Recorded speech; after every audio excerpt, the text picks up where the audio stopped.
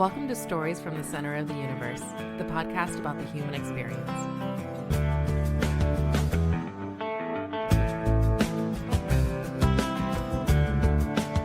Jeff Thomas, welcome to the Center of the Universe. Thank you. Appreciate it. It's good to have you here. You're here in what we used to call Paul's Basement Studio, or PBS.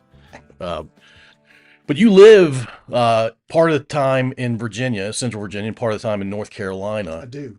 But you've lived all over the place. I have. I've lived from Tampa, Florida to Boston. I went to 4 high schools. I went to 3 middle schools. My parents moved. My mom and my stepfather moved every year to 18 months. And so I imagine, you just said it before we started recording, you were a pretty shy kid because you didn't put down roots anywhere. It's not that I was shy. I just didn't know anybody. Yeah. So I had to believe everything everyone ever said. Like in high school, I was voted the dizziest in the The yearbook, yeah. I was like, gosh, I was not that shy. I mean, I had 12 varsity letters in football, basketball, and baseball. Yeah. But I was always the new kid. Yeah. So I had to believe whatever they told me until You had to go with it. I went to college. And then when I went to college, I got to invent who I was. Nice. I was not a shy person. You seized the opportunity. I did. Yeah, I like that. And I loved it, and it completely changed everything about me socially. I won't say I was shy. I just didn't know anybody. Yeah. So I was always, You're definitely not shy. I know. I talk all the time now. So, good, bad, or indifferent is part of what I do. But I didn't before. Yeah. I guess we should talk about real quickly because we'll get back into all that. Yeah. Should I describe, or do you want to describe how we met?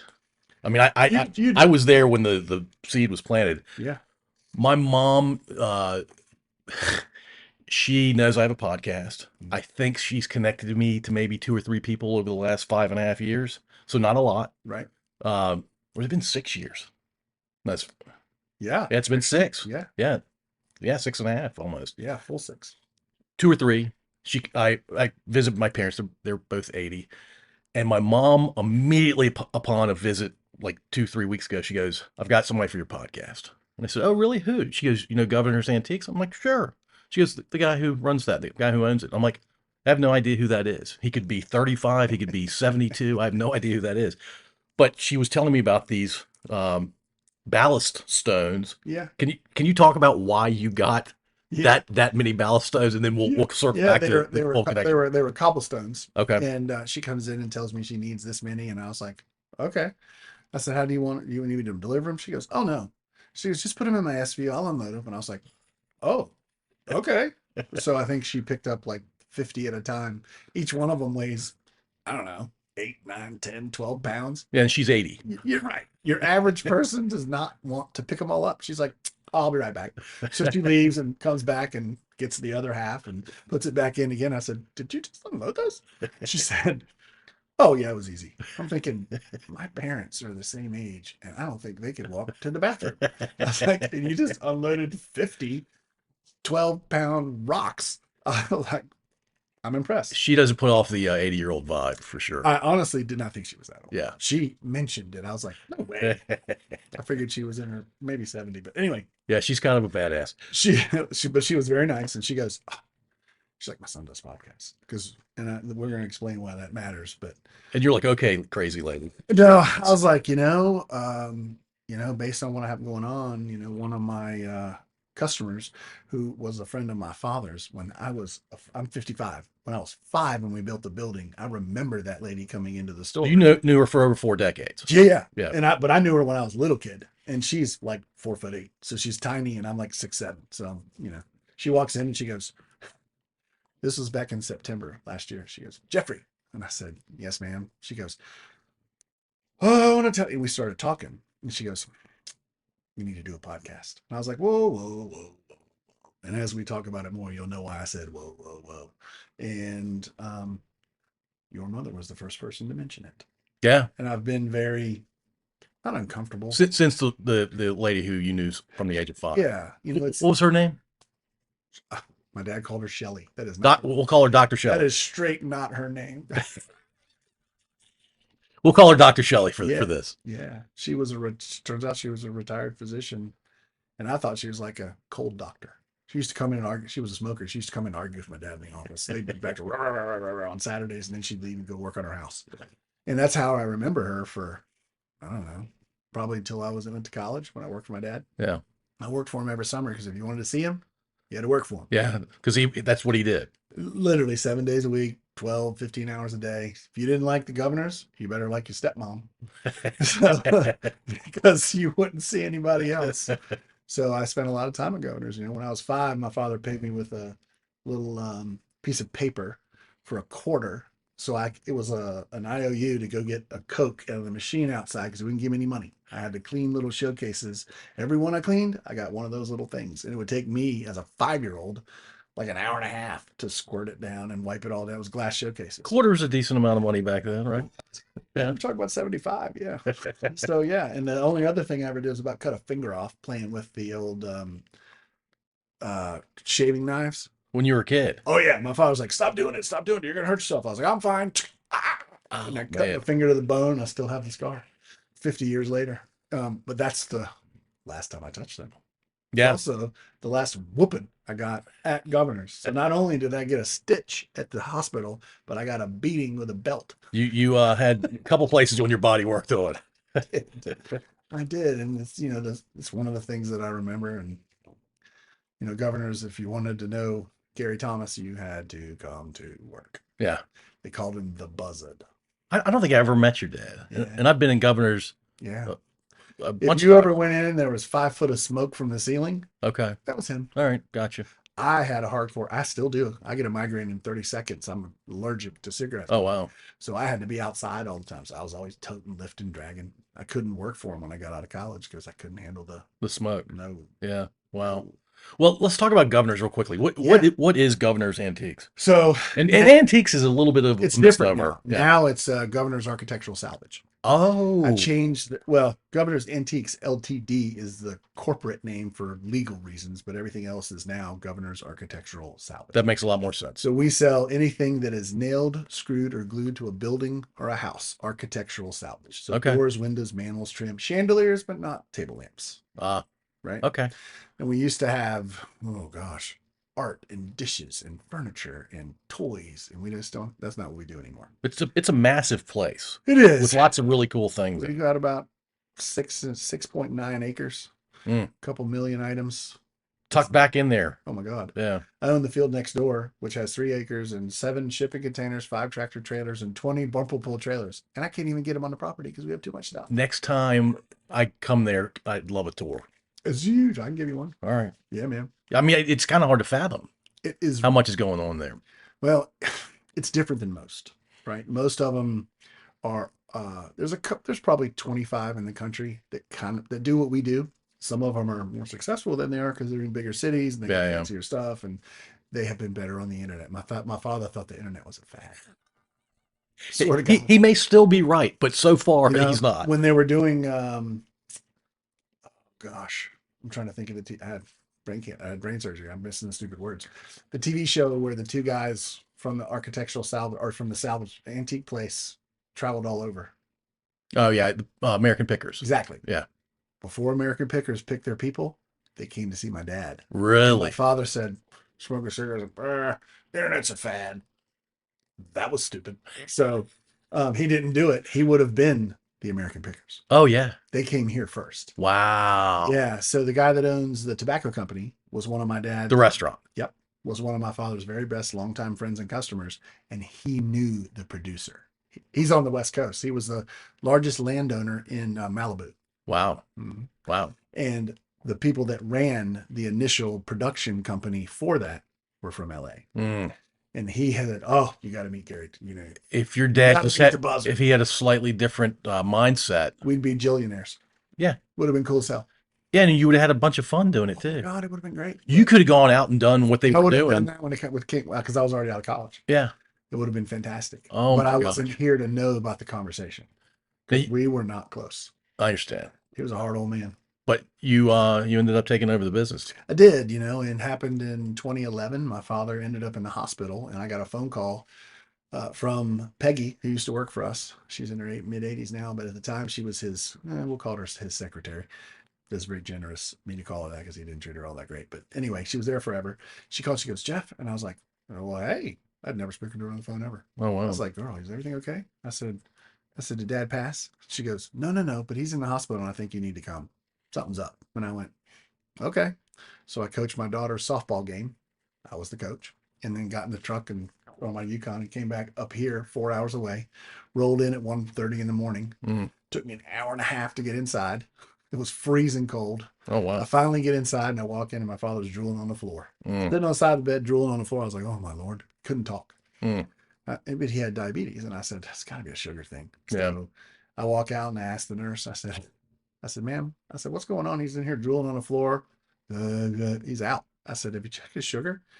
I said, what's his sugar level? She goes, 31. I was like, what? I said, you understand 30 is like, he's going to pass out and die. Yeah. I was like, can we just give him some sugar or some juice or something? She goes, well, I'm waiting for the doctor. I was like, well, here's what's going to happen. I said, I'm getting ready to walk down the hall. And this is a terrible thing I said. I shouldn't put this on the thing. But You can clean it up or not. It's up to you. No, it's fine, man. So what happened was she was like 6 times bigger than me. And so I called her 2-ton Tessie. I was so mad. I said, Wait, to her face. She was sitting right there. I said, all right, 2-ton Tessie. I said, I'm going to walk down into the hall. I saw you I said, I'm going to get one of the orange juices out of that fridge that has 400 of them in there. I'm going to walk back. I'm going to pour it in a glass. I'm going to let him drink it. And if you don't like it, you're going to have to put me in jail. This is 2011? Yeah. Wow. Yeah. So I walked down and this doctor walks out and he was like the size of a 12-year-old kid, little tiny, and I'm 6'6". So Doogie Howser. Oh, tiny. Comes out and he goes, and he chested me. And I was like, what? His chest hit me in my stomach. And I went, you all right? He goes, well, we evidently need to talk. I said, I think you should hit me again. And he was like, what? I said, I always wanted to own a wing. Right. So I'm going to get some juice. And the only way you're going to stop me is call the 5-0. I said, just get out the way. I'm going to take care of this. And I went and got it and took it back and held my dad's face and poured in, I don't know, 4 ounces of orange juice. And he went, Buzzer, what are you doing here? I was like, It was exactly what he needed. How did they not recognize that was his problem? It was terrible. You know, they're waiting for the doctor to give him the approval. It was what it was. Stop the bureaucracy. Yeah, I was Serve the I patient. said, what a bunch of ridiculousness. So I laid him down and I sat down, and it was probably at this point 3:30, 4 o'clock in the morning. And I was like, I could go to his. I said, I'm just gonna sit down. So I sat in the little chair in the thing, and I was trying to fall. It's not big enough for you. Yeah. But he passed right out and fell asleep. I was like, all right. And it was probably 5 a.m. All lights come on. The doctor comes in, has like 3 students. I was like, hello. Was he in critical care or was he in a normal room? He was in a normal room. Yeah. But it was part of critical care. They didn't have him tied to the table or anything. Right. But I got up and went and sat against the window, right? Just on the thing. And all I got out was a little notepad, like one of those little small ones. And I started, so I didn't ask any questions. I listened and I wrote everything down. Everything they told my dad to do. They told him to have 1,500 milliliters of water, and he couldn't have sugar, and he couldn't have salt, and he couldn't do this, and he couldn't do that. And I just wrote it all down. I never asked a single question. It's about 15 minutes, and they tell him to lay back down and stuff, and they leave. And I said, Dad, what did they tell you? And he goes, well, you were listening. I said, I was so asleep. I wasn't even paying. I lied. I said, I was so asleep. I couldn't hear it. I wasn't paying attention. I was so tired. He goes, oh, they told me I'm getting out on Thursday. And I went, what? I was like, are you serious? You bullshitting? And he goes, well, I'm totally serious. I was like, that is not what that man said. He goes, well, you said you didn't hear it. I said, I lied. This is what he said. And he goes, well, I don't know why you want to lie. I said, I'm trying to get you to live, man. This place is you're going to die. Right. Anyway, so I was a nationwide insurance agent, and I had 4 agents that worked for me. And I called them that next morning and I said, listen up. I said, I'm going to need about 3 months. I said, you guys run the show. I said, I'm 4 hours away. If you call me, I hope the building's on fire. So you went into primary caregiver mode. I went into helping my dad get out of the hospital and learning and helping him get back into Governor's because he couldn't drive. Wow. And I said, don't call me unless the building's on fire. And to their credit, they didn't. They ran the show. Store business was fine. And in 3 months, it was time to either invest in my nationwide office or sell it, get out, get involved at Governor's. Yeah. Because if I didn't get involved, I wouldn't have even found all the bodies. Yeah. We had stuff all over the country. It was all in my dad's head. He couldn't drive.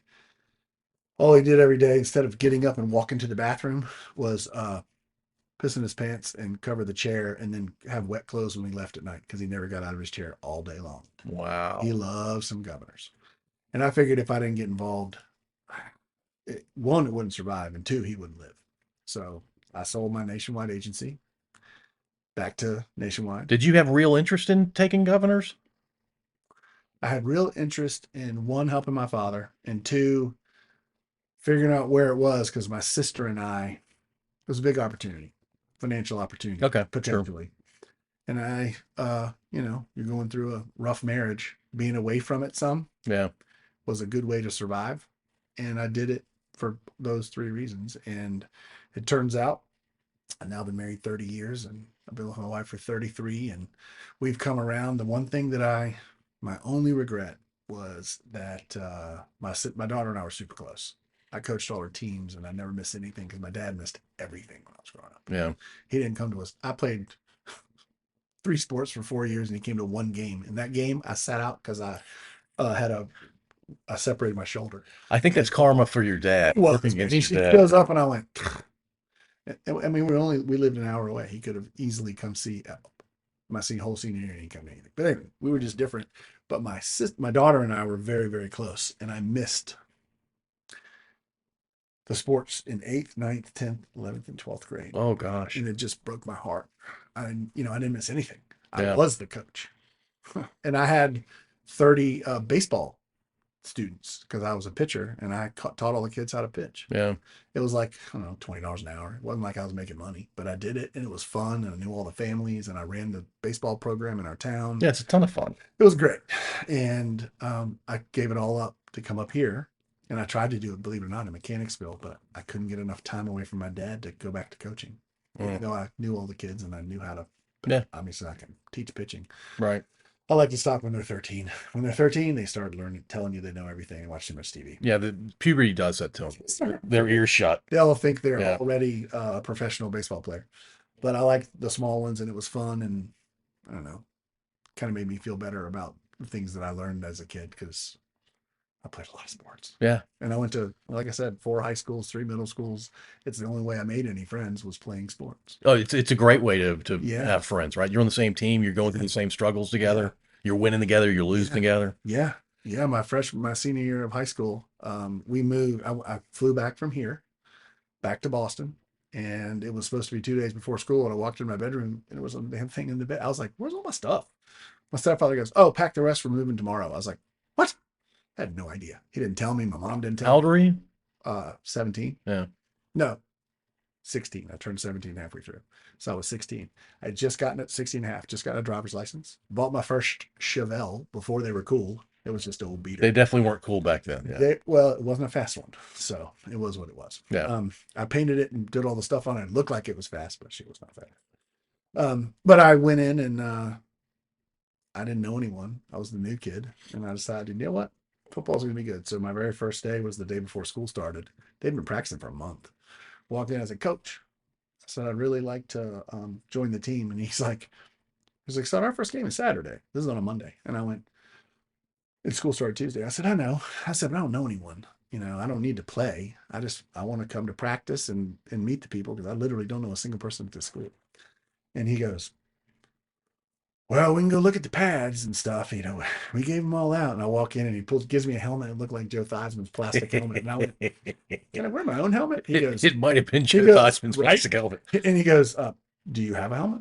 I said, yeah. He goes, is it brown and gold? I said, it will be tomorrow. Mine was white, black, and red because that was the school before. Right. And he gives me shoulder pads and they were like a 12-year-old kicker's shoulder pads. And my shoulders are wider. And I was like, Yeah. can I wear my own shoulder pads? And he goes, you have those? I said, yes, I do. He said, he said, you can't really wear tennis shoes. I said, and I had expensive screw-in cleats and all that. You were ready to go. I was. And he's like, well, come on out. And now I'm 6'7" or 6'6", 260. Then I was 6'6", 165.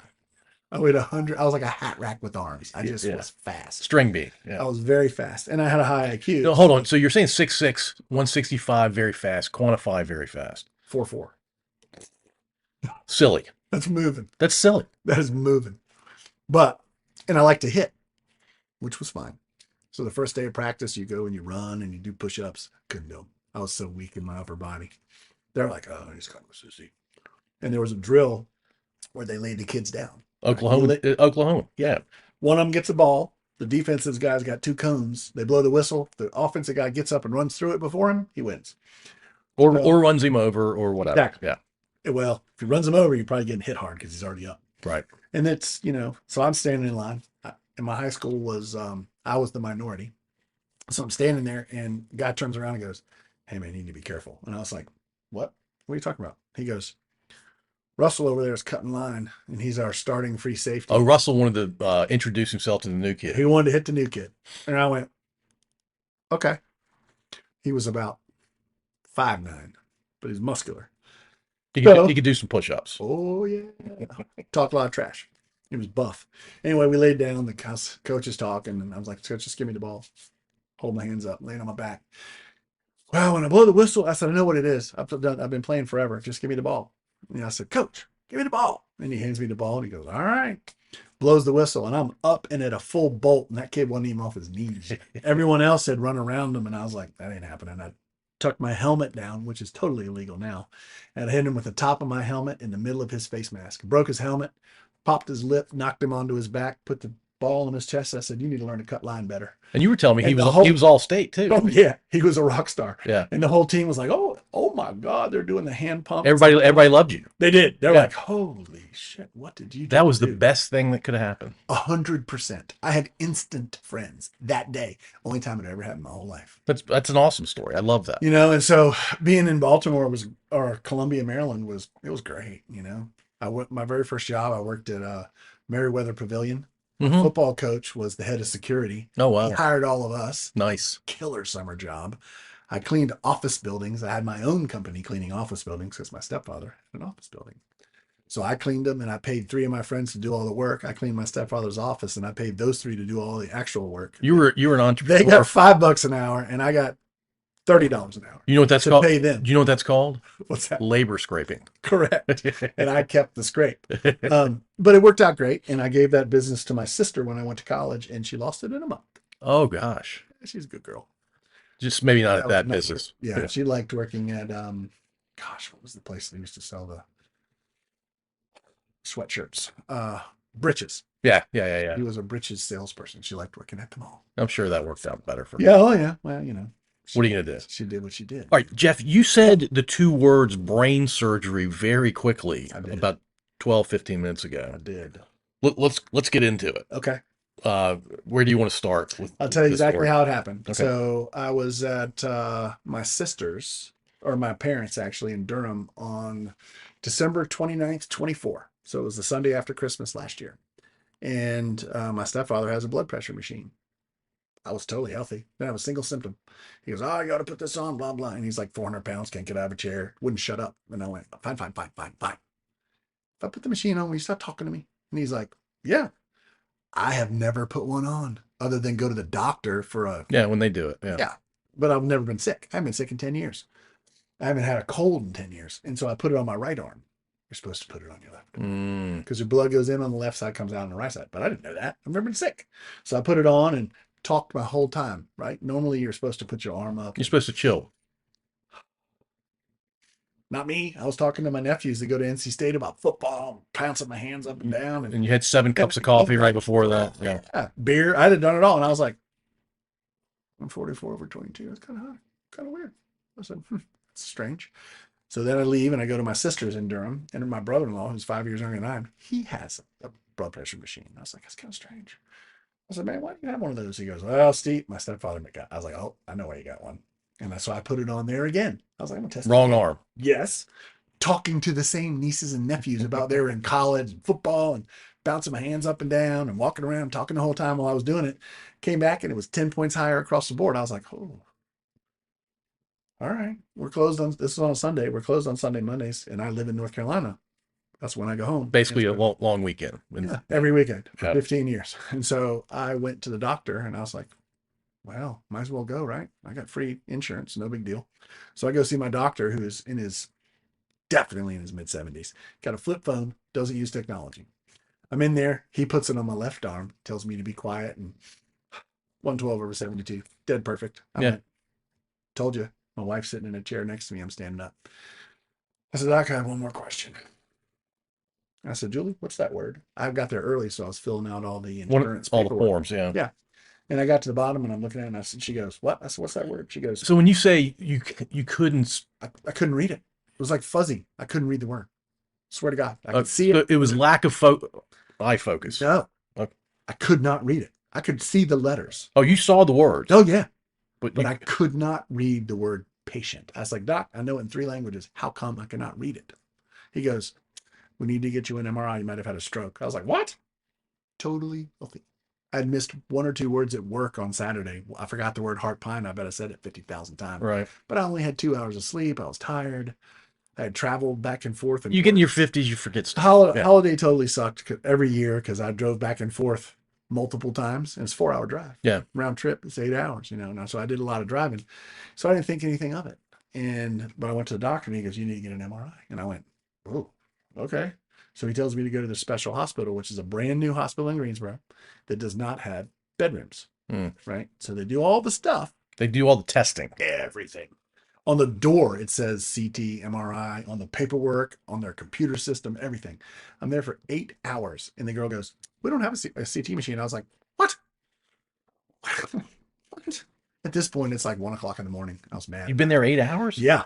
And they're like, oh, we got to send you down to Moses Cone. And I went, ugh. It took you 8 hours to figure that out? Uh-huh. And I go down there and it was neurovirus weekend.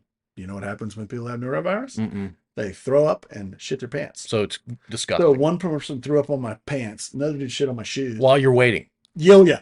And I said, can I wait in my car? I'm not sick. She goes, can't do that at the hospital. You can do it at patient first. Right. But not at the hospital. Because they're worried about liability. Correct, I guess. So I go back so I go to the big hospital. And it is so bad there. There's that was loud. There are 300. Hold on. Jeff talks with his hands. So just you hear any metal and metal sounds. Sorry. I hit the speaker cover. Anyway, so there were 300 people in there. And they had 2x4 walls that had plastic on them. One of them said vomit. One of them said diarrhea. One of them said, I was like, oh my God. We found one chair, pushed it out by the main window for the emergency room. I stood up for 7 hours. My wife sat in the chair and covered up in a blanket. At 7 hours. This isn't all continuous, is it? Oh, yeah. Oh, so this is a middle of the day. So I'm into the next day. I'm like 16 hours in. You're into day 2. It was terrible. And so I'm sitting there and I went, oh my God. So I walk over and there's this really nice nurse. There's a young lady like my daughter who's a nurse sitting at this little table. And I said, ma'am, please don't take this the wrong way. But in 1 hour, if I don't get through here, I've been here for 8 hours. I'm just going to go home and come back and do it a different day. And she looks around to her left and to her right. And she goes, Mr. Thomas, you're number 2. I said, you got 59 minutes and 59 seconds for number 2. Or I'm going home and I'm not mad. I can't do it anymore. 55 minutes later. Oh my gosh. It's almost like they were intentionally. Jeff Thomas. And I was like, oh God. So I wake my wife up. We walk over. They take a CT scan and they find a dot so small it looked like an ink pen got tapped on a white piece of paper, except for it was white and white. I couldn't even see it. I was like, how can you possibly say that is from a stroke? What are you even talking about? Can you prove that? What's the deal? I don't feel anything. He goes, we need to check you in and get you MRIs just to make sure. We could do them in about 3 days. And I went, can I just go home and come back for them? Like, that takes 3 months. And I went, all right. I had good insurance. So I checked in. You checked in just to wait for an MRI? 6 of them. 6 MRIs. Okay. Head and brain MRIs. So I waited and I gained 10, 15 pounds eating pizza and ice cream. And I watched movies. Oh, it was great. The store for the first time, this is weird now, timing, for the first time in 55 years, I closed the store and paid all of my employees for New Year's week because we had a good November, December. My dad had never done it. I had never done it. They all got a free vacation. I paid them all. And we didn't work. That was the week. Wow. Man upstairs is looking out for something. Anyway, so they get through it and they found this tiny ass little dot, 4 millimeters. Tiny. Half of a number 2 pencil eraser. Tiny. And it was a weird white. And so they gave me steroids. They said, we're going to give you steroids because I had, if you ever heard of it, it's called sarcoidosis. And it's when your lymph nodes swell and they have no idea why. And steroids made them go away. They thought it was cancer. That was like in 2017. I was at a football game. We played Clemson and got the shit beat out of us in Blacksburg. And I went home that night. I was like, oh, just got weird. And what happened is my lymph nodes in my chest had swollen up. Like they normally like the size of a piece of rice. Mine were the size of a kitty bean. Mm. Big. And but the steroids 9 weeks later, I mean, I changed my life. Changed what I was eating. I changed. But you didn't have cancer in 2017. You just had They thought I did. Okay. For 8 weeks, I did different tests on Mondays and finally did a biopsy. The biopsy came out not cancerous. They gave me steroids. In 3 weeks, it was gone and back to normal. So they thought maybe this thing in my head was neurosarcoidosis. So they gave me steroids for a month, 4 weeks. So it was on January 3rd, and I went back in on February 5th, and they did an MRI both times. The one on February 5th, 4.7 centimeters, bigger than a golf ball. That's wild. Black, swirling, and going up into my left front temporal lobe of my brain like a snake. That's the most aggressive cancer I've ever heard of. It is the most aggressive cancer in the brain on Earth. I got the rarest one. I'm 55. If 1 million people had brain cancer, I'm the one that has what I have. Wow. In your mid 60s to mid 70s, it's 50 to 100,000 per one. Wow. But at my age, and I wasn't sick, man. I was not sick. You just happened to be in the hospital. I don't go to the doctor unless I break a hand, wake up, and I'd have to have a stroke. You need a broken bone or it would that be needs terrible. stitches. I do not go because I'm just not ever sick. And this time I went for a totally unrelated reason. I wouldn't have gone, man. I wouldn't have gone until I got a migraine. I got dizzy and I fell. Then I go to the doctor because I couldn't stand up anymore and it made me nauseous. But I hadn't gotten to that point. And so after 4 weeks on February 5th, they said, we need to do surgery. And I went, man, can I get a second opinion? Right? Because I'm Moses Cone in Greensboro. You're not worried about it wasn't Duke or anything like that. You weren't at Johns Hopkins. I get it. Yeah. But weren't you worried that it had grown so much so quickly? It was an initial comment in the doctor's meeting. And I went, and he goes, yeah, we can. He goes, here's the problem, Jeff. He goes, you're not a normal patient, man. He goes, problem is you are physical and your blood flow is way more than most of our 60, 70, 80-year-old patients. And yours is going to go from January, it goes 0, 4, 8, 16, grave. He goes, you got 5 maximum total months before you're going to be in the grave. He goes, I was like, well, and I was told that the cancer, some of them are low grade, high grade. He goes, let's hope one of yours is low or high, but if it isn't, you need surgery now. We need to get it out. And I said, okay. Why would I use this guy and not go somewhere else? He goes, what you don't know is the surgeon is the most sought after cat east of the Mississippi. I was like, what? Why? Why is he in Greensboro, North Carolina? Yeah. He goes, well, he was at MD Anderson in Houston, which is the #1 neuro hospital in the United States. And a woman brought him to the East Coast. His wife said, we're moving. We have kids now. Houston is too damn hot. So he came to North Carolina because people would fly from Boston and they would fly from Texas. And the only reason I got in is because to keep the job, locals pushed everybody back. Otherwise, I would have had to go somewhere else. Yeah. And so I had the surgery on February 25th. They took it out, and but they didn't take it all out. They took everything they could. They can't get it all. Yeah, it's impossible. And I couldn't be awake for it because I own a CTAP machine there. I haven't used it in 10 damn years, but I couldn't be awake for it. So they can, when they're doing it, you're awake, they're talking to you. And when you get to they're asking you questions. It's kind of, you're not asleep, but you're not fully, not like this. Right. It's, but anyway, they're talking to you and you go, and then they stop because they don't want to cut it too deep. But because I was asleep, they could only take out a certain amount of the ball where the rest of it grew up into my brain. So they took it out and they sent it to Johns Hopkins and it was 4.7 centimeters. When they found it. When they cut it out 20 days later, it was 6.9. And that's not even all of it. That's what they could actually get out. And I will tell you the one thing that I wish to God I'd had known anything about is when they start sending information to you, it goes through my chart. For God's sakes, do not put anything ever in WebMD. I might as well taken a shovel out in the backyard and dug a hole. Yeah. I was like, oh my God. because my head hurt and I was coming back from 70 staples and a bald head and a chunk missing and all that. And my wife was sitting next to me, we're watching TV. I said, babe, I love you, but you're going to have to read this. And I was trying, maybe, should I not tell her? Maybe I'll wait till we go to the doctor. And because I put it in WebMD. That was super stupid. And You didn't know. she fell apart, started crying. She's like, I don't know. And I was like, it's time to fight. So I did radiation and chemo for 42 days. Was that rough? Initially, no, I didn't really have any symptoms from it much. It made my head hurt. And I thought the reason why, and I didn't sleep, it was a weird sleep. Like I'd sleep like 2 hours during the day and then I'd fall asleep at 5 o'clock in the morning and it wouldn't sleep all night. It was weird. Well, what happened is chemo did not affect me, but I didn't know that. I thought it was the chemo. Turns out it was the radiation and the frying of the brain. Yeah. When they do it. They're attacking your body. But yeah. I had no idea, man. I thought it was the chemo making me feel bad.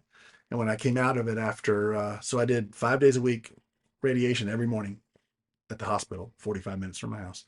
Rode in there and I did chemo every night, 7 nights a week for 42 nights. And I came out and I wore a crazy weird ass t-shirt all 30 days in the hospital. And when I break it out. What did the They t-shirt were say? hilarious, man. My girls at work, I had friends give me these crazy ass t-shirts. The very last one is the funniest of all. And I go in and I had one and it said fuck brain cancer right on the front of it. Yeah. And I wore it. And you meant it. Oh, I totally wore it. It was my 30th day of radiation. And I go in and they put me in the machine and they strap your head down, tie you down so you don't move a millimeter. And it is very uncomfortable. They strap you down and it takes, I don't know, we'll say 20 minutes. They do it and I get up and I'm walking out and it takes me a minute because it's like it makes you dizzy when you come out and you sit up. And I'm walking out and the nurse goes, Jeff, go get your phone. Go get your phone. I was like, what? I was like, why? She goes, you need to take a picture of this. And I said, okay. So I go in and I come back with my phone. I had no idea what she wanted to do. What had happened is all the times, the 30 times, it takes a radiation picture of your brain.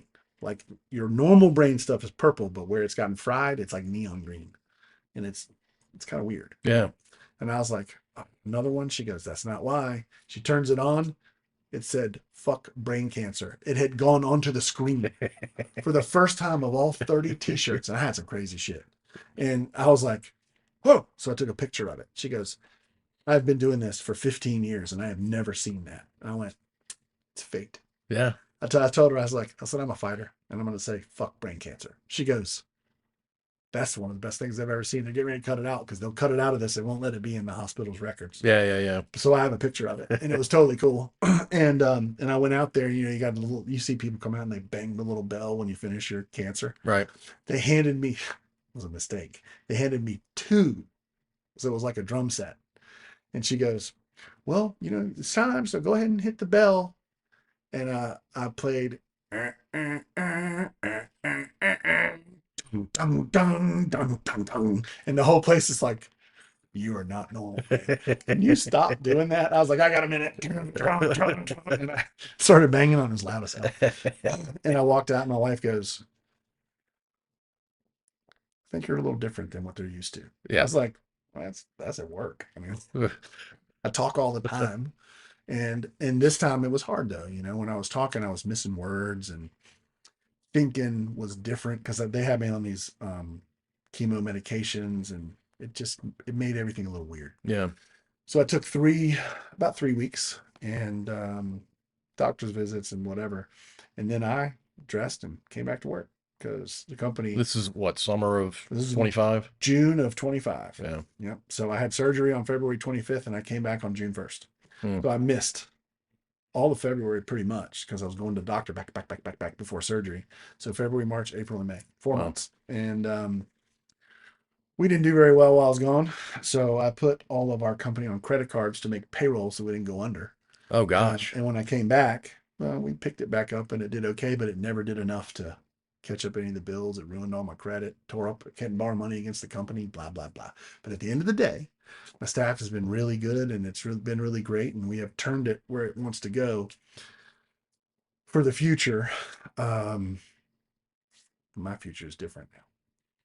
You know, I had so I went all summer and it was 100 degrees and I could wear shorts and a t-shirt. If I went outside more than 5 minutes, it's like my body melted. When you're fully healthy, it's brutal. But if you've been through what you went through, like It was, July and August on, it was so yeah, bad, man. I had never felt that bad, but I spent a lot of time and I did my work and I came home every night. And as soon as I walked in the house and sat down, I had better already eaten my dinner because I fell asleep and woke up at like 11. I bet. Got Yeah. up and I'm awake. Then I'm awake for 5 hours. It was strange, but I made it through. And of course, we are Virginia Tech fans, and I got season tickets, and I didn't miss a single game. I got it where I could drive no problem and pull the camper and drive my trailer.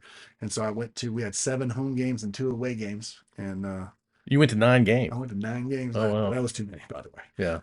But I did, and it was fun. And What's the name of the camper? the Sandpiper, baby.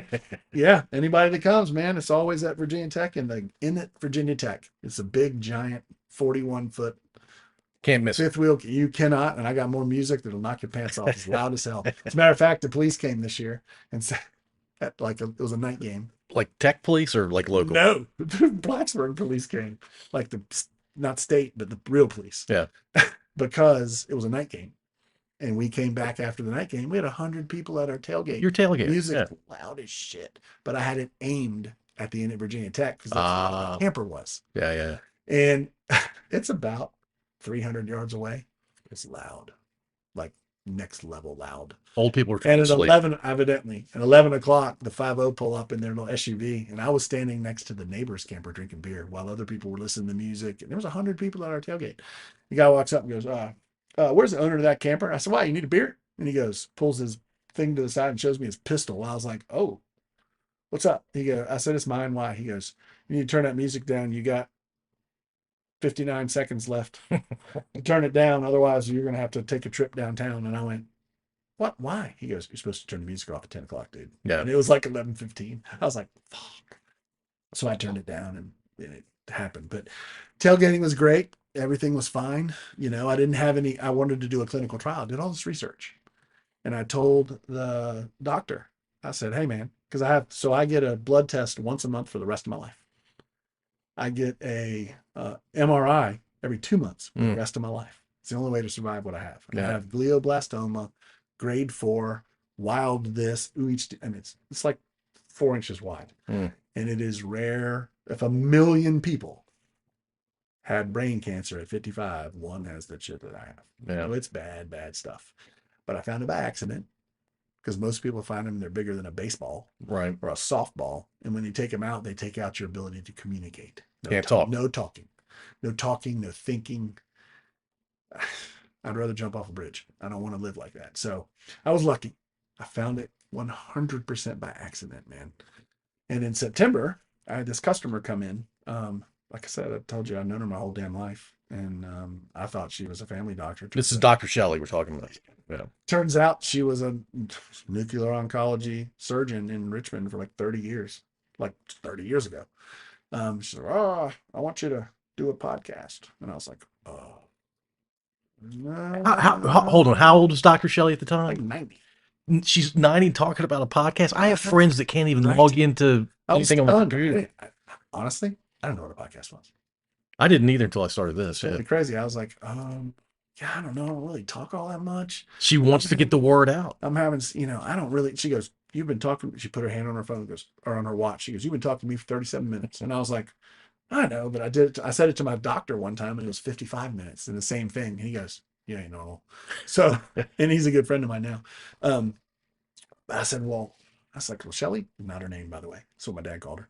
I said, Shelly, I don't really understand why this would be important. I don't think I can share anything that's relevant. She goes, if a single person listens and hears why you told the doctor about not reading a word, man. She goes, I know you know the word patient. I said, I do. She goes, if you hadn't mentioned that, he would have not told you to go get tested for a stroke. If you hadn't got tested for a stroke, you'd be in the grave now.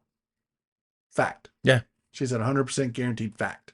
She said, because I know you don't like to go to the doctor. I remember when you were a kid, you didn't never want to come. And I went, well, I was never sick. She goes, well, everybody's sick. You just don't like the doctor. I was like, that's true. I don't like the doctor.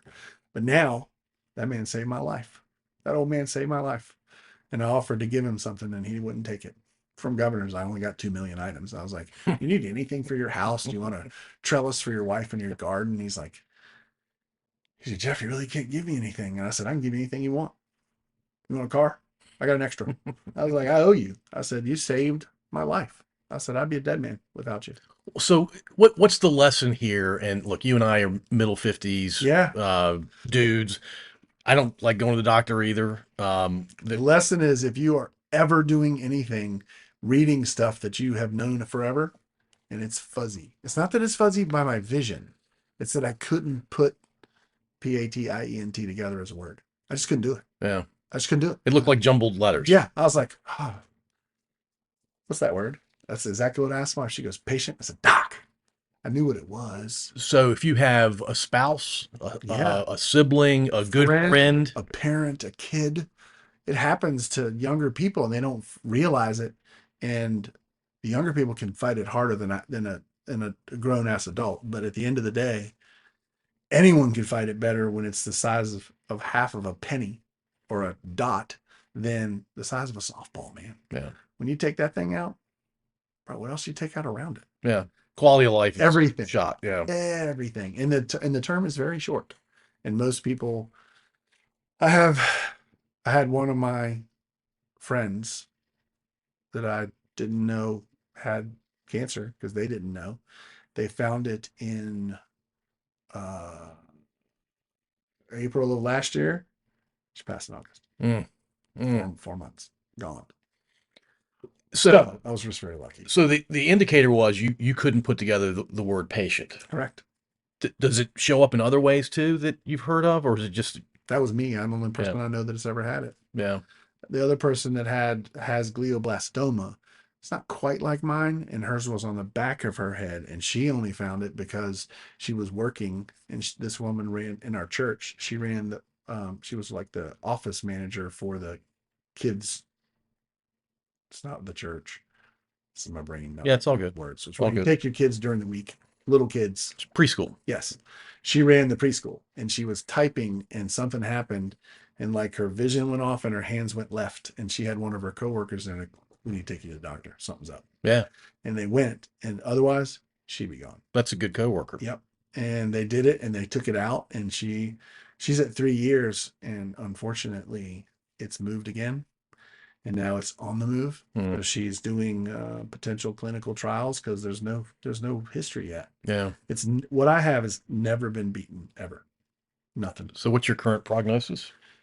Well, I hadn't had any growth since last June. I didn't even qualify for clinical trials. I'm willing to hawk a truck if that's what I got to do to go do them. Sure. But at the end of the day, my little spot hadn't grown enough to qualify. I hadn't grown a micrometer, not the thickness of a piece of notebook papers. It hadn't grown at all. It's weird, right? Until March, whatever that Monday was, 3 weeks ago, or April. And so it grew a little bit. So they gave me steroids and if I go Monday, I'm going to find out Monday.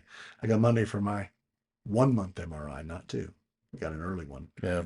And if it's gotten smaller, it's because the spot that looked like it was starting to swell is not cancerous swelling. It's where the cut was swelling. Right. If it grows, cancer's back and that thing is going to be big and it's going to be time to either have surgery again, which is possible, maybe, or I got to find a clinical trial and sell Governors and get my life ready to go see the man. Yeah. Yeah. Because that's all I got. Yeah. And you stared down death. I've been fighting many days. I'm okay with it. Someone's got to fight it. And if anyone's going to do it, it is going to be me. And I'm okay with it. There's nothing I can do. There's no point in bitching and whining. Not going to help you. When I was at the hospital going through all this stuff, most of the people are not the same as me. There was a lot of crying going on. There was a lot of people not doing any talking whatsoever. Not because they couldn't. They just didn't know how to. They were confused, self-pity, all kinds of things going on. Just worried to a level beyond, I was worried, but I like fighting. I'm all right with it. You'd have to be a sociopath not to worry, right? I'm a battler and I'm okay with it. I don't have any choice, right? What used to be important to me is not anymore. It was money, success in my Yeah, career. who gives a shit? You Right. know, how many people, how good is my business? What am I building for a future? How's my dad's legacy? Yeah, don't care. Yeah. Now it's family, friends, the man upstairs. That's all I got. Yep. The rest of it is for whatever happens is what's going to happen. And I don't want it to be hard, honestly, on my wife or my daughter. That is breaking my heart. I don't, it's funny. In my lifetime, I have probably cried 5, 6 times. I just don't. It's just not in my grandparents passed. Yes, I was a little kid. When my dad died, that was heartbreaking. We were friends for the 3 years before he died, Yeah. not the 41 before that. We didn't even talk. Yeah. I saw him 3 hours a year. And then we became really close friends because I came up here to work. And that was, You were taking care of him it was too. meant to be. Yeah. It was meant to be. And now, man, I start thinking about this. My daughter came, and my wife always comes to the MRI doctor visits. But my daughter's like, oh, I'm in town. I want to come. And I was like, she's a nurse. She's a cardiothoracic life-saving nurse. Child, brilliant. Wanted to be a doctor. Sounds like a badass. She is a badass. She wanted to be a doctor, had a 4.0 at Tech, and goes, Daddy, I don't want to be a doctor. I was like, okay. But you're really smart and you want to be in the like, medical. I was like, what do you want to do? field. She goes, I want to be a nurse. I said, you should transfer schools because Tech doesn't have a nursing program. I said, you can go to Radford, you can go to ECU, you can go to JMU, you can go to South Carolina. I don't care. You can go to UNC. Doesn't matter. Where do you want to go? She goes, oh no, I'm going to get my degrees and minors at Tech, and then I'm going to go to Radford, Carilion. And I was like, baby, I love you. I'm paying for 4. Who's got the other 2? She goes, I'm going to get a loan. I said, I love you. But you don't own shit. They ain't giving you any money. Right. I was like, I'll sign for it, but you're not going to have a house payment. No house, right? Yeah. She's like, well, that's what I want to do. I said, okay. So anyway, I got a building for sale. When it's paid for, I'm going to pay off her debt. I just needed her to have a little skin in the game. But now, Absolutely. but it's the physical. And this I know because now I've dealt with doctors and I also deal with the nurses that are part of their programs. The nurses are very personal. They have they have mental connections with all of their patients. That's where my daughter's brain is. She's brilliant now. She's stupid smart, like super high IQ. But the doctors come in, do their thing, leave, and go handle another. They're very Do clinical. it. Yeah. And she has 2, 3, 4 a day in her. Now she's back to day shift, and she lives 2 doors from the hospital in Roanoke. She loves connecting with the She patients, does. right? She really likes it, and she's really good at it. And she's in a really tough role because success and unsuccess is 60-40 probably. Yeah. So you got to be able to handle both sides of that. And she's just really, she calls me when she's walking home pretty much every day she works. And when she's talking, she's like, blah, blah, blah, blah, blah, blah, blah. It's like she's unwinding it all out. I have no idea what she's talking about, but I listen. So she walks all the way home. And when she gets home, it's like, she's got it out. And then her day's fine. But that's tough work though. I feel very fortunate.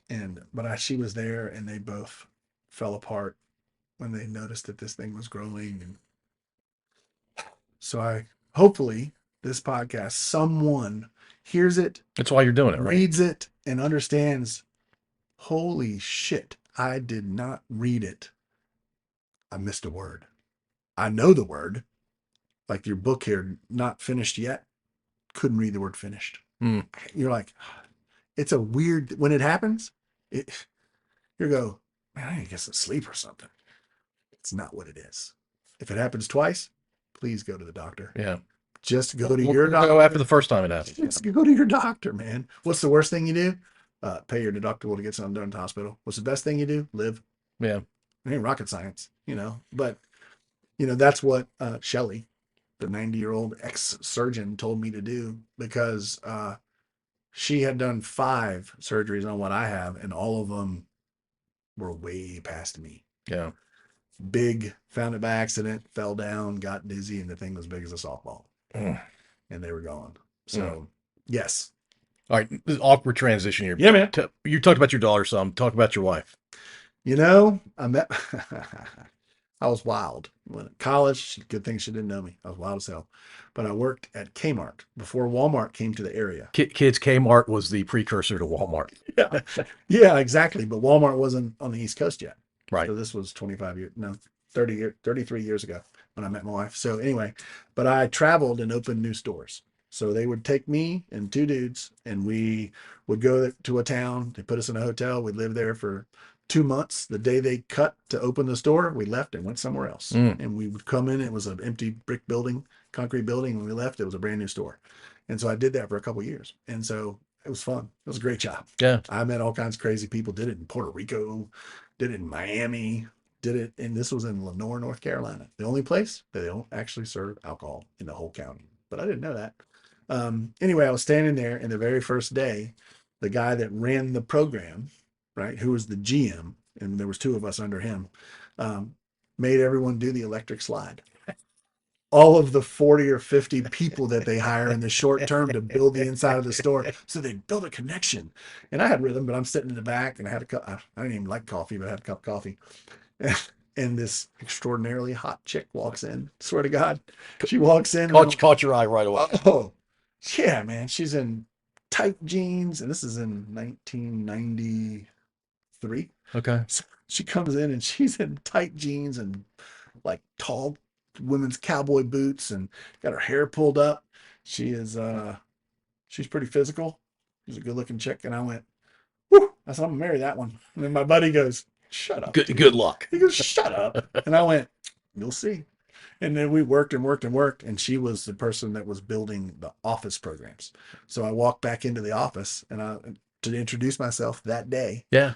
And I said, I started talking to her and I said, so you don't live in Lenore? I said, how often are you here? She goes, well, I'm doing this. I'm going to do it for a couple of weeks. I said, can I take you to dinner? She goes, what?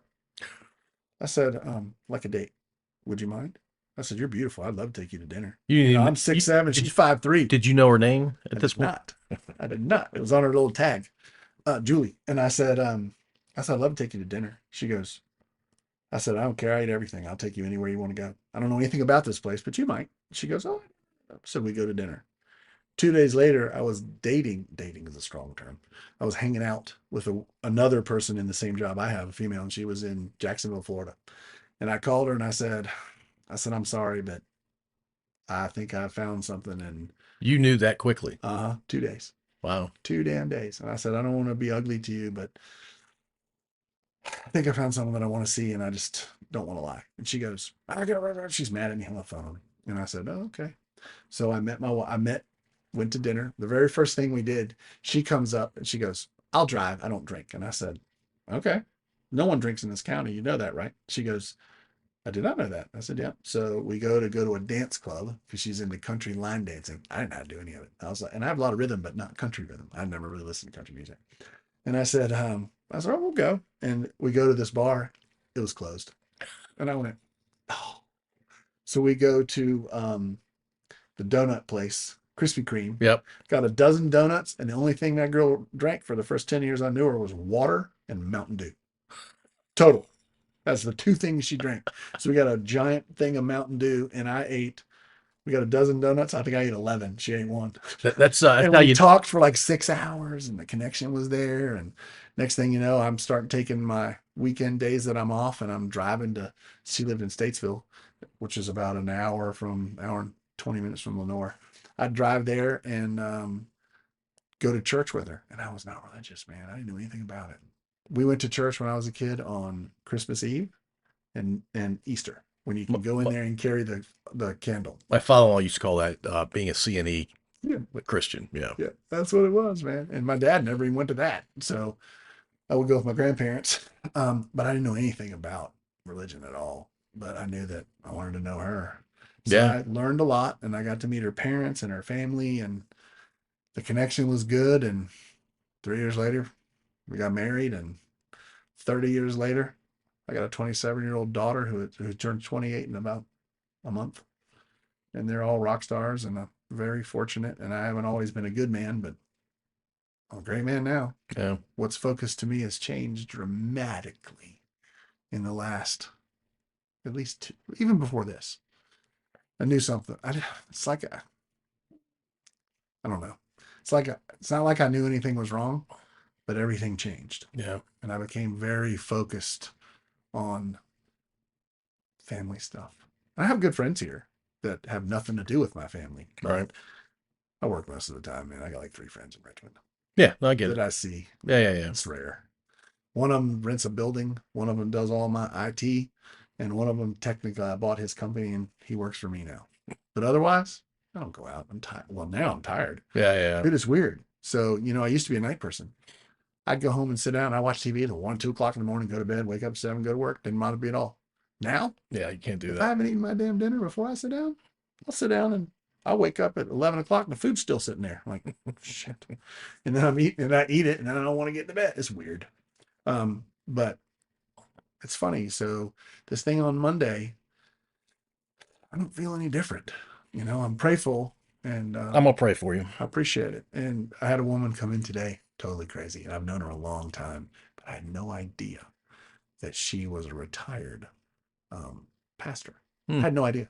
She's from DC. She lives in Alexandria, and we did a bunch of gate work for her like 2 years ago. Had it powder coated, and then she retired and went.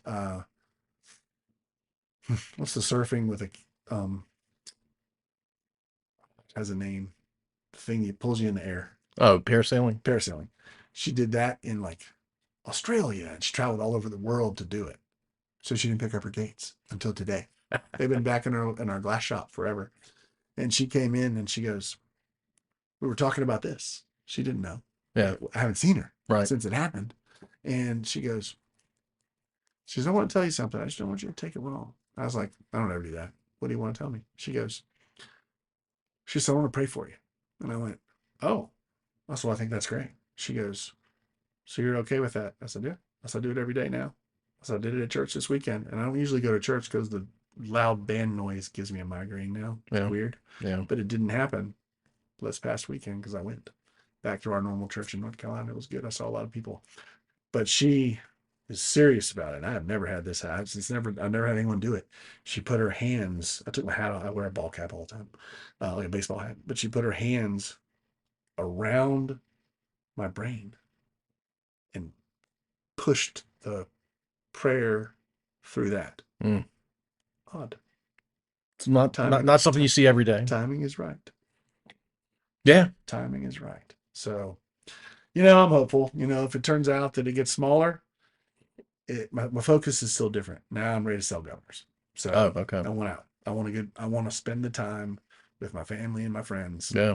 And if there's anything to do, I'd like to go see a Red Sox game. I was in the stadium when Clemens threw 20 Ks. So you've been to plenty of games. I went to high school up there. Yeah, but you want to go back. I want to take my family. Yeah. They've never been to Boston. They've definitely never been to a Red Sox. Hell, the Red Sox suck this year. I don't care. I want to go to a game. It's still Fenway. And exactly. Yeah. And I want to sit, if I can figure out how to do it, I want to sit in left field at the top of the hill, on the top of the backstone. Yeah. Outfield. The Green Monster. Yeah. Totally cool. I'd love it. They used to not have seats up there. They put those in, 15, 20 years ago, maybe? They didn't have them when I was there. I sat in right field for $25 and got hammered. The one game I went to years ago was out in right field. Yeah. Yeah, when Clemens threw 20 Ks, I was there. That's wild. It was one. I went to, I don't know, 2-3 games over the course of my junior year of high school, and that was one of them. Yeah, wow. Yeah, and it only cost me $25 to ride the train. Third inning, someone threw the ticket on the ground. My boy and I picked him up, went inside, sat in right field, gave the wino in right field enough of our leftover money to go buy 3 hot dogs and 3 beers. 2 for us and 1 for him. And he brought them back and we drank them. And it was a whole in $25 for the whole thing. Now that's like $800. At least 800, if not. But yeah. But it was totally cool. And I would like to take my family, and I want to take them because I haven't been back to Cape Cod since the beach up there. Yeah. And it's beautiful up there. Right. So I want to do that. And there's all kinds of little things that I'd like to do, especially if it grows. Yeah. I'm not ending fighting at work. Right. So anyway, yeah. But hopefully, I don't feel any different than I did 30 days ago. None. So I'm hoping it's getting small. I do too. If it's getting small, then I'm ready to really battle. All right. Let's transition to sports, because you and I both grew up playing the big 3: football, basketball, and baseball. Which sport were you best at? And which sport did you like the most? When I was a little kid, I was terrible at all 3. I rode the pine in football, played the 2 plays a year that you have to play to keep a jersey. I was tall and terrible at basketball. And baseball, I played right field and pulled up weeds and flowers. Yeah, you were paying attention to other That things. was totally terrible. And I got to be my mother remarried. We got divorced and remarried, and we moved. And my stepfather was a very, very good football player. He Mm. played at Tech. He played at Okay. he played at Ole Miss. He was a really, really good athlete. And so he got me involved in learning how to hit. Like I played on a team and I was fast, so I was a decent receiver, and I liked playing defense, but I didn't know enough about it. And so he took me to somehow in the towns. Well, I told you I went to 3 middle schools and 3 high schools. So when the middle school situation started, my mom got remarried, and I was in the 6th grade, 5th grade, 6th grade, something like that. And we played in Charlotte, outside of Charlotte, and he worked with one of the other parents who had a really good football player, big boy, biggest kid on our team by weight. So I was older but lighter, so I could play on the whatever groups. He made me play on the age one, not the size one, all the time. Anyway, we go over there, and that kid literally beat the ever living shit out of me on his front yard with his pads and my pads. And I was like, I don't think I like football. Blah, blah, blah. He goes, it'll be fine. The next time he hits you, hit him with your helmet. And I went, okay. Almost knocked him out. Mm. And I was like, well, I think I like football. I like this one now. Yeah. And so I started playing football a whole lot better. So when I was in high school, I really loved football. It was my favorite. Yeah. I played basketball until my senior year, and I was like, I don't want to do it. So I ran track in the winter. Okay. That was horrible. You have to run outside, man. I was like, I did not think that one through. I ran on 2 miles a day, 3 miles a day outside in the snow and ice. Yeah. Oh, it sucked. But when it came time for baseball, I was already at full speed. Yeah. I was in totally good shape. And I threw really hard. So Really the best thing you did athletic, would you say, is pitching? Oh, yeah. Yeah, so I played center field almost most of my whole life, and I played on all-star teams and all that when I was a kid. I was a good hitter, but I had a cannon, and I played center field, and I pulled a muscle in my left leg, like my thigh, and I was sitting on the bench. We were getting an absolute shit beat out of us. The coach goes, Jeff, can you pitch? And I went, Coach, I can't run. He goes, you don't have to run. You just have to throw, son. And I went, all right. Yeah, I mean, I can How old were you? Maybe 12, 13. Okay. But you had never pitched before. No, not really. No, it's like a joke. And because I played center field, Right. And I played all-star center field. I was a good center fielder. And I batted, I don't know, 400 or 500. So I was a pretty good player. But anyway, so he goes, go do this. And I said, all right. And I got up and I threw 9 pitches and struck out 3 people. He goes, okay. So I became the starting pitcher. Hold on. 9 pitches, 3 strikeouts. Were they swinging at everything you threw, or were you throwing strikes? Oh, all strikes. Yeah. Okay. Juice. Yeah. I was throwing as hard as I could, all fastballs. Literally as hard as I could throw it. And I was 13 and it was probably 80 miles an hour. They couldn't. They couldn't even see it. Their bats couldn't catch them to it. Yeah. I was like, who knew?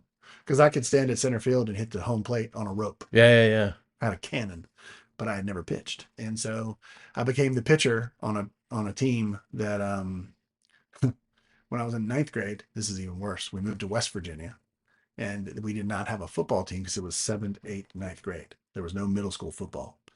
And so I was afraid, and I didn't play football.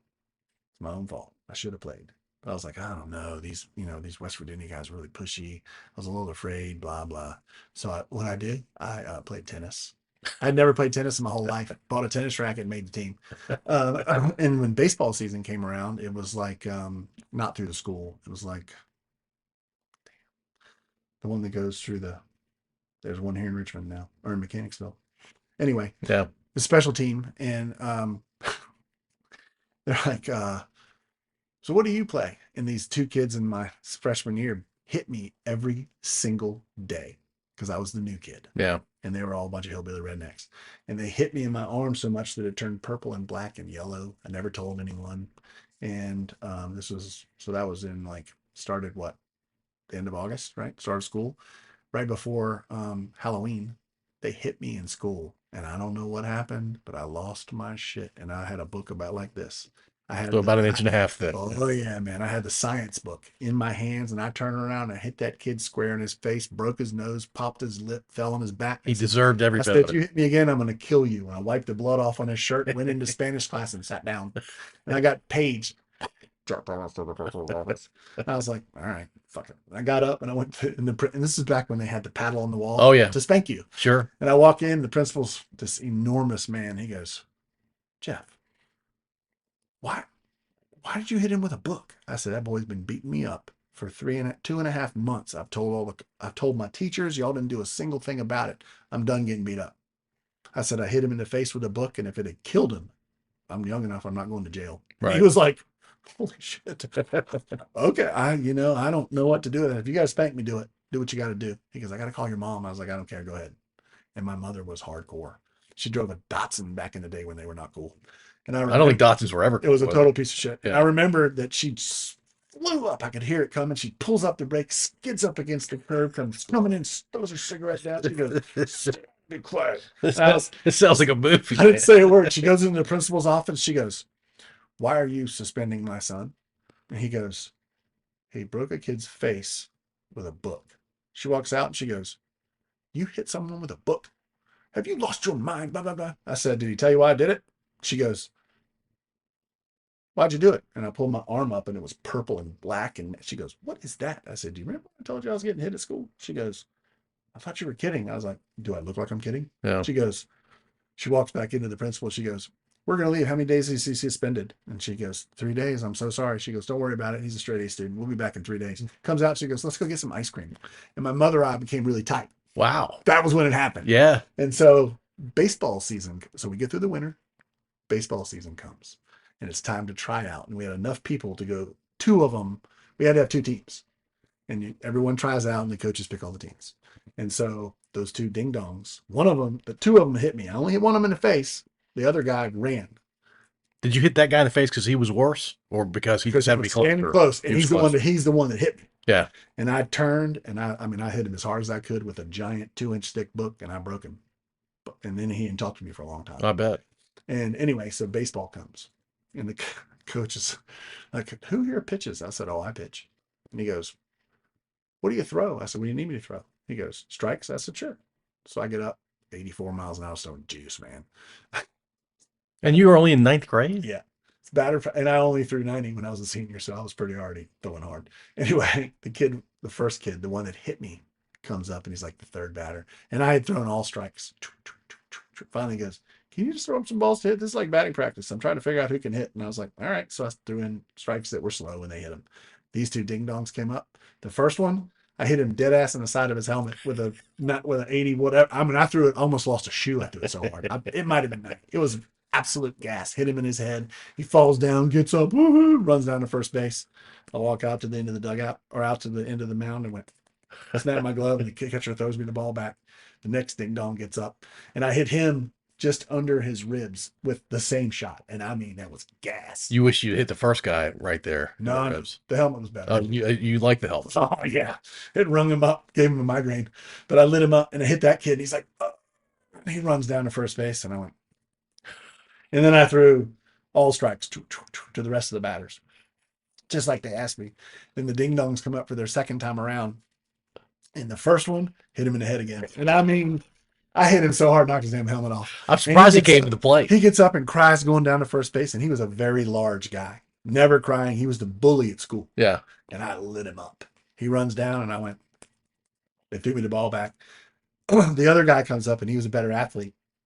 And I threw 4 balls through the batter's box. And I tried to hit him 4 times. And finally, he goes running down. He goes, "How many times did you try to hit me?" And I went, held up 4 fingers, and I told him to throw me the ball back. And the coach comes out. He goes, "I'm seriously confused. I did not understand why you hit those 2. I said, "You ask them?" I said, "They beat the ever-living shit out of me all fall at school." Yeah. I said, "If you want me to play on your team, you need to let those 2 play on the other team." I was like, "Because I'm going to beat them in practice." I said, "I hate them."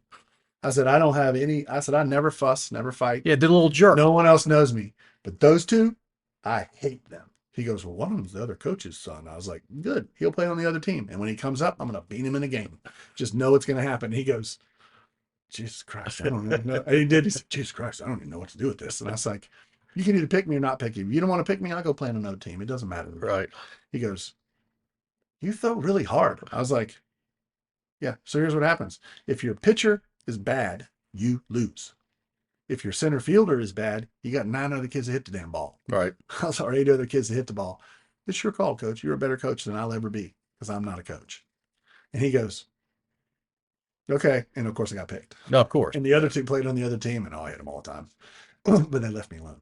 And they deserved every time you hit them. Yeah, but I was in 9th grade, and I had never been the aggressive one in any of my whole life, really. Yeah.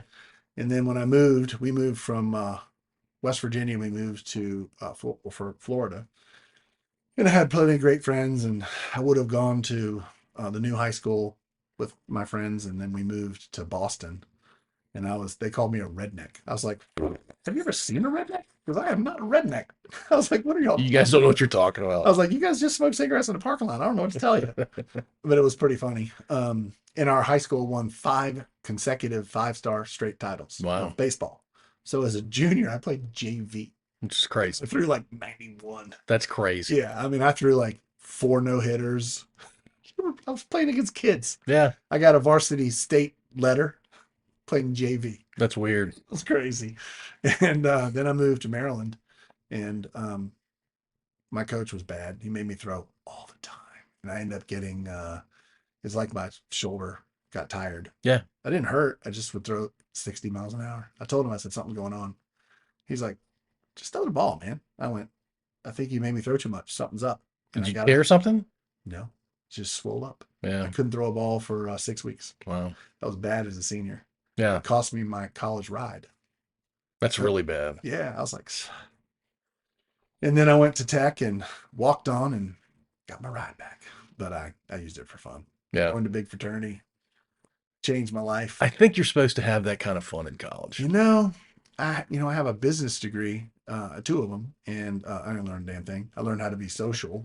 I'm not an accountant. I'm not an engineer, but I learned how to be social. You learn how to mix it up. I did. Yeah. I learned how to be social. I learned how to be respectful. I learned a lot of things, man. Yeah. And then when I left, And none of them were in the classroom. Most of them were in the classroom. there were no jobs. When'd you get out of school? What? Job? What year did you get out? Oh, 91. I got out in 92. All the jobs were terrible. Oh, the early 90s were there rough. was no damn job. Yeah, early 90s. And I had a 4.0 when I went to college, 3.9999. And when I got out of college, I had a 2.97. You beat me. Well, I started out with a 2.0, and my mom said, well, I canceled your scholarship. I was like, what? So what are you talking about? She goes, you now have 21 hours. You have all 8 a.m. classes. I was like, what the fuck? 5 days a week, 8 a.m. classes. I took 21 hours, and you better come home with a 3.3 or get a job with your name on your shirt. I was like, what? So I broke. She loved you. Second half of my sophomore year, man, I think I pulled 40 all-nighters. I came home, had a 3.7. She goes, I told you could do it. I said, if I have to do this again, I don't want to go to college. Give me a shirt with my name on it. She goes, what? I said, it's terrible. I said, I pulled like 40 all-nighters. This is ridiculous. I was like, but next year I move in the fraternity house. She goes, what? I was like, Sigma Chi is a new house, and I'm moving into it. It's cheaper than an apartment. She goes, I don't think it's about the money. I was like, it's about your money. And then I became social. It was awesome. Yeah. College was fun, man. It really was. We sucked in football, but it was great. I was in, do you remember? Oh, you would have, this would have been after your freshman year, after your senior year, the year that UVA was ranked. Well, UVA was number 1 my senior year in the fall of 90. And they came and we beat them. Yeah. Right. That's so right. That game, my fraternity had 50-yard line tickets because our fraternity advisor was the head of the ticket office. Okay. So we always had 200 tickets, boys, and then we always invited a sorority. So we were on the front 50-yard line, and we also parked all the cars in Castle and the other state thing. And while doing it, we got paid, so we didn't have dues or anything. Nice. Right. So that one, myself and my partner in Castle Coliseum, bringing the cars in, drank an entire half-gallon of bourbon in double 7-Eleven soda. Big gulp. Double gulps. Full of liquor. And we both drank a half a gallon. This is together. For the UVA game? Before the game. Oh, God. So we go into the game absolutely torn out of the frame. We were down there partying. It was great. Blah, blah. We win. I'm the first person over the side. I'm the first person on the goalpost because I'm 6'7". I jump up and grab it and I climb. I'm standing on the goalpost, holding it, but things rocking. All of a sudden it goes, and I fell off of the goalpost, never even hit the ground. I landed on people. And I get up, and I come home, I come back to the house, and I had a phone in the room. It had never rung all year. No one ever called anybody. There's Sure. no cell phones and shit. My bedroom phone. We had a party that night at the house, Sig and Kai house, and we had a party, and my phone rang. And I was like, "Fuck." So I pick it up and answer the phone. It's my mom. She's like, "Jeffrey Thomas." I was like, "Mom, shit, the game was awesome." She goes, "Are you wearing that blue and green jacket, jeans, and work boots?" And I went, "How the hell could you know that?" She goes, "Your grandmother saw you on ESPN." When I fell off the Do you car. have that video now? No, Yeah. I didn't have a way to save it. I found one of my buddies had a picture of it in his Facebook page, but I don't think he's on there anymore. Mm. But it was hilarious. Oh my God. That's a Yeah. great But story. yeah, my grandmother saw me on. She saw you on ESPN. I was like, Did you even know Grandma watched ESPN? "Oh, they don't." They were super religious. They didn't do it. Ever have a drink? No alcohol. No ever in fun. 50 years. No fun. They were not fun people. They Yeah. were nice people, but not fun people. But she actually came to Blacksburg to tell me that maybe college wasn't right for me. Your grandmother? And I was a junior. Oh gosh. I was like, "What?" I was like, "You don't like the fraternity house, or why?" She goes, "I think you need different friends." I was like, "I think you need to go back to Roanoke." Right. Not your problem, This Grandma. is what I do. Yeah, not your problem. Yeah, but it was great. So, All right, let's end on talking about why you wanted to record this in the first place. Just to hit it again. I wanted to record it because what I have is so weirdly rare that people don't figure it out until it is too late. Yeah. And there is no cure for it. There's never been a cure. They can cut it out, but they can't get it all out, ever. It's never happened in the history of brain cancer. Yeah. However, if the one person or 100 people happen to listen to this and they have a fuzzy reading, they can't read a word that they've known, Or they have something else something weird. weird, strange happen, please, for God's sakes, go to the damn doctor. Get a CT scan. It's a simple thing. Hopefully you have insurance. If you don't, hawk what you got, because it's the only thing that saved my life, man. Yeah. I'd be a dead man, 100% guaranteed. And that woman's advice, Miss Shelley, is it her advice to have a podcast? It's been on my heart since last September, man. So thank you. Yeah, no, thank And you. I think it's totally cool. And we're going to find out in 4 days. Yeah, 5 days. 5 days. 5 days. We're going to find out in 5 days how real it is. And either way, it's battle time, man. This is We're going. going to be talking about this as we go. I'm going to do this again Okay. after this thing happens, because it's going to change how I approach what has to happen, honestly, to be successful. I want to be the one that beats it. I want to be the one that lives 20 years. I want to be the one to write a book about how to beat glioblastoma grade 4 wild. I got to start reading it and know what it actually says. Yeah. But it is like a 4-inch wide name of the ridiculous horseshit that I have. Yeah. And I am ready to battle, man. All right. And I'm okay with it. I can see it in your eyes. I like battling a little bit. I can see it in your I eyes. don't want to be a rollover sissy. I'm never going to be that person. You want to take your 2-inch science book and hit this in its face. Yeah. I do, actually. That is such a memory. Oh my God, I bust that kid up.